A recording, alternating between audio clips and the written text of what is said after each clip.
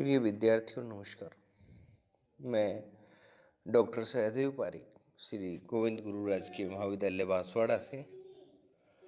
विद्यार्थियों, आज हम बीए प्रथम वर्ष के समाजशास्त्र विषय के प्रथम प्रश्न पत्र के आज के प्रकरण प्राथमिक समूह में या प्राथमिक समूह के विषय में चर्चा करेंगे। तो प्राथमिक समूह का अर्थ और परिभाषाओं के विषय में हम जानेंगे। चार्ल्स कूले ने अपनी पुस्तक सोशल ऑर्गेनाइजेशन में सन 1909 में प्राथमिक समूह की अवधारणा का प्रस्तुत किया। इस समूह को प्राथमिक समूह के नाम से पुकारा गया और जिसके सदस्यों के आमने सामने के संबंध पाए जाते हैं, अर्थात सदस्य एक दूसरे के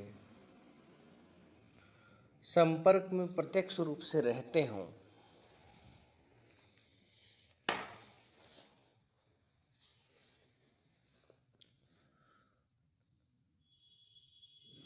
और इस प्रकार के संपर्क में आने वाले लोगों में मित्र, पड़ोसी, साथी, परिवार के सदस्य और सदैव मिलने वाले लोग शामिल होते हैं।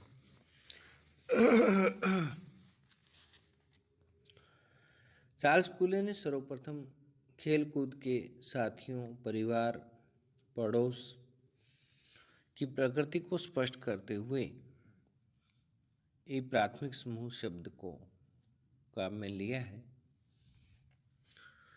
आपने इन समूहों को प्राथमिक इसलिए कहा क्योंकि महत्व और प्रभाव की दृष्टि से भी ये व्यक्ति के जीवन में प्राथमिक ही है,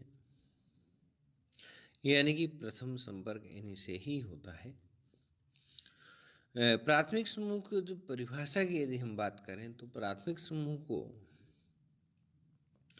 परिभाषित करते हुए चार्ल्स कूले ने लिखा कि प्राथमिक समूहों से मेरा तात्पर्य ऐसे समूहों से है जिनकी विशेषता आमने सामने के घनिष्ठ सहचर्य और सहयोग के रूप में व्यक्त होती है।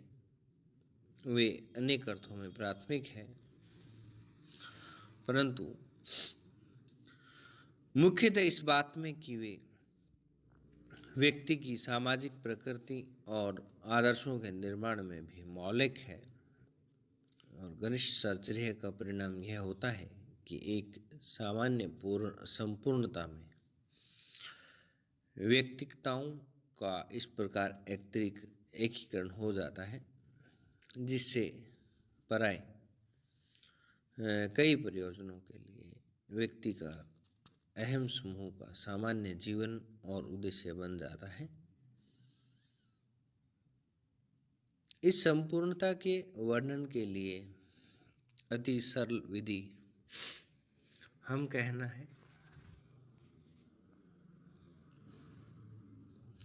क्योंकि यह अपने में उस प्रकार की सहानुभूति और पारस्परिक एकात्मीकरण यानी कि म्यूचुअल आइडेंटिफिकेशन को समावेशित करता है और इसके लिए हम ही एक स्वाभाविक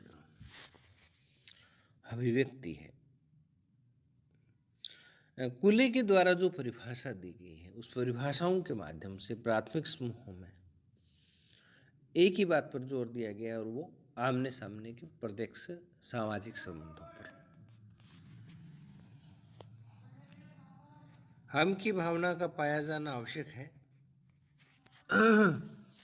किंग्सले डेविस का कहना है कि कई बार आमने सामने के संबंधों में पाए जाने के बाद भी प्राथमिक संबंधों का निर्माण नहीं हो पाता है। आपने बताया कि एक सिपाही अपने ऑफिसर के आगे झुकता है, उसे सलाम करता है और उसके बीच आमने सामने के संबंध होते हुए संबंध प्राथमिक न होकर यंत्रवत और यांत्रिक होते हैं।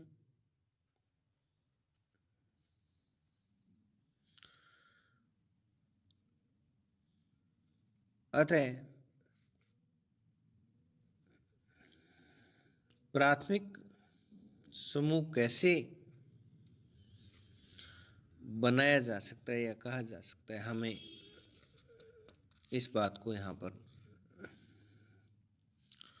नहीं भूलना चाहिए कि कुले ने प्राथमिक समूह की कुछ अन्य विशेषताओं पर, दो विशेषताएं तो आपको बता ही दिया मैंने, प्रत्यक्ष और आमने सामने के संबंध। इनके अलावा कुछ अन्य विशेषताओं पर भी जोर दिया है। उदाहरण के रूप में आपने संबंधों की संपूर्णता, संबंधों की अवधि और संबंधों की घनिष्ठता तथा व्यक्तिगत संबंधों को प्राथमिक समूहों की आवश्यक विशेषताओं के रूप में माना है।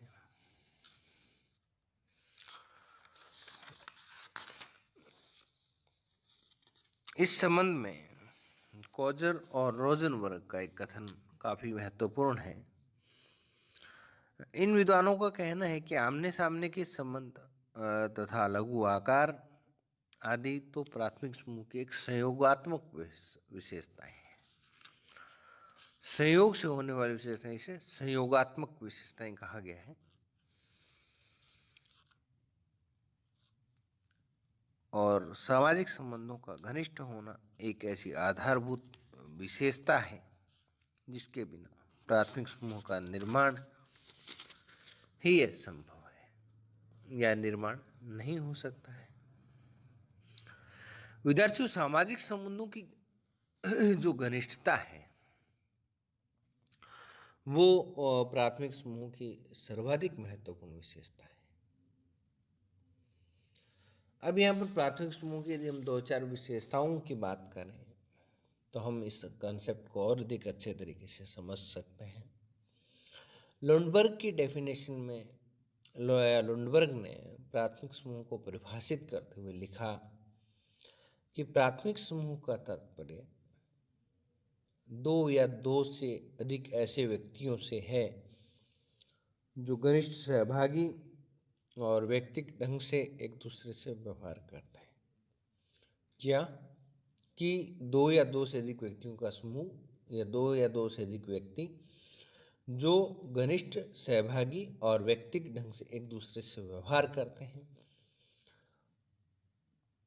इस परिभाषा में प्राथमिक समूह के लिए लघु आकार, संबंधों की घनिष्ठता, सहभागिता और व्यक्तिगता पर भी जोर दिया गया है। जब फेयरचाइल्ड की परिभाषा की यदि हम बात करें तो उसमें ये लिखेंगे कि एक प्राथमिक समूह का जिसमें 2 से लेकर 50 या 60 लोगों के, अर्थात एक छोटी संख्या या लघु संख्या अपेक्षाकृत अधिक लंबे समय तक चलने वाले आमने सामने के संबंधों में किसी एक उद्देश्य के लिए नहीं, वरन केवल एक व्यक्ति के रूप में, न किसी विशिष्ट कार्यकर्ता, प्रतिनिधियों या संगठन के नियोक्ता के रूप में रहते हैं के रूप में परिभाषित किया जा सकता है। यानी कि जो फेयरचाइल्ड की परिभाषा है उसमें सदस्यों की एक तो कम संख्या पर ध्यान दिया गया। पहली विशेषता तो इसकी परिभाषा में हमने क्या देखी कि एक तो सदस्यों की कम संख्या, दूसरा घनिष्ठ और स्थिर संबंध, और तीसरा आमने सामने के संबंधों और संबंधों की संपूर्णता। संबंधों की संपूर्णता की जब हम बात करते हैं तो संपूर्णता का मतलब होता है कि जीवन के सभी पक्षों से जुड़ा हुआ, किसी एक उद्देश्य विशेष तक निर्धारित नहीं होकर के, एक उद्देश्य विशेष तक स्थिर नहीं रह करके जीवन के सर्वांगीण पक्ष से जुड़ा हुआ कोई भी संबंध होता है तो वो संबंधों की संपूर्णता के रूप में हम उसको स्वीकार करते हैं। ये 3 प्रकार की विशेषताएं फेयरचाइल्ड ने अपने डेफिनेशन में कहा कि एक प्राथमिक समूह का जिसमें 2 यानी 2 से लेकर के 50-60 लोगों का समूह, यानी छोटी संख्या है। तो ये जो सदस्यों की कम संख्या के रूप में, घनिष्ठ स्थिर संबंधों के रूप में, आमने सामने के संबंधों और संबंधों की संपूर्णता को प्राथमिक समूह की विशेषताओं के रूप में इस परिभाषा में स्वीकार किया गया है। किम्बालियंग की डेफिनेशन की यदि हम बात करें तो किम्बालियंग ने जो कहा कि प्राथमिक समूह जो है परस्पर आमने सामने के संपर्क तो होते ही हैं और सभी व्यक्ति समरूप कार्य करते हैं। ये ऐसे केंद्र बिंदु है जहां व्यक्ति का व्यक्तित्व जो विकसित होता है। और एलेक्स एंकल्स की बात करें, जिन्होंने एक पुस्तक लिखी व्हाट इज सोशियोलॉजी, तो इन्होंने जो प्राथमिक समूह को परिभाषित किया तो उन्होंने कहा कि प्राथमिक समूह में सदस्यों के संबंध भी प्राथमिक होते हैं और जिनमें व्यक्तियों के आमने सामने के संबंध होते हैं। सहयोग और सहवास की भावनाएं इतनी प्रबल होती है कि अहम की भावना जो है वो हम में बदल जाती है, यानी कि मैं के स्थान पर हम पर अधिक जोर दिया जाता है। मैकाइवर और पेज ने जब प्राथमिक समूह के विषयों की बात करी तो उन्होंने लिखा कि सबसे सरल, सर्वप्रथम तथा साहचर्य के सभी स्वरूपों में सार्वभौमिक समूह वह है जिसमें कि थोड़ी संख्या में लोग संगति के लिए आमने सामने मिलते हैं, पारस्परिक रूप से एक दूसरे की सहायता करते हैं और उस प्रश्न पर विचार करते हैं जो उन सबसे संबंधित है, अथवा किसी सामान्य नीति की खोज करते हैं या उसे क्रियान्वित करते हैं। ये आमने सामने का समूह सभी संगठनों में केंद्र के रूप में पाया जाता है और यह किसी न किसी रूप में भी सभी जटिल व्यवस्थाओं में दिखाई देता है। यह सामाजिक संरचना की इकाई कोशिका सेल यानी कि यूनिट सेल है और प्राथमिक समूह परिवार के रूप में समाज की रहस्यपूर्ण बातों से हमें परिचित कराता है। ये एक ऐसा समूह है जिसके द्वारा हम खिलाड़ी के रूप में अपनी सामाजिक मनोवृत्तियों को क्रियात्मक रूप देते हैं और यह हमारे रीति रिवाजों का प्रजनन स्थल है, यानी कि यहीं पर पैदा होती हैं हमारे रीति रिवाज, हमारी कृतज्ञता का पोषक है और यह हमारी सामाजिक संतुष्टियों का प्रथम और साधारणतः बना रहने वाला एक प्रमुख केंद्र है। यानी कि प्राथमिक समूह के जो ये सारे विवेचन मैकाइवर और पेज के द्वारा जो किए गए हैं, सभी में आमने सामने के संबंधों पर विशेष जोर दिया गया है। वास्तव में हम ये कह सकते हैं कि प्राथमिक समूह जो है वो एक ऐसा समूह है जिसमें घनिष्ठ और व्यक्तिगत संबंध पाए जाते हैं। यह वह समूह है जिसमें हम अपनी इच्छा की पूर्ति करते हैं और हमारी आवश्यकता को संतुष्ट करते हैं। अब विद्यार्थियों, यदि हम और अधिक बारीकी से समझना है तो हम प्राथमिक समूह के कुछ उदाहरण इसमें ले सकते हैं।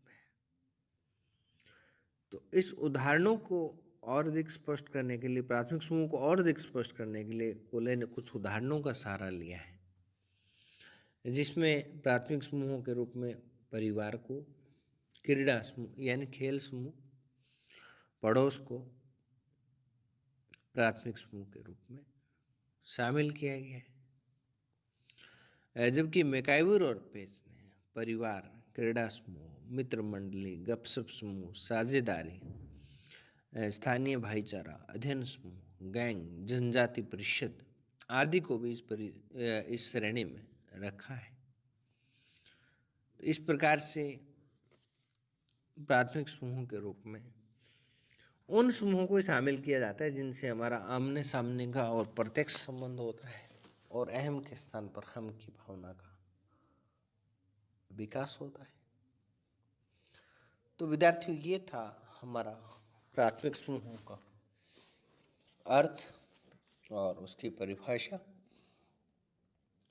आगामी वीडियो में हम इसकी कुछ विशेषताओं के विषय में चर्चा करेंगे। तब तक के लिए धन्यवाद।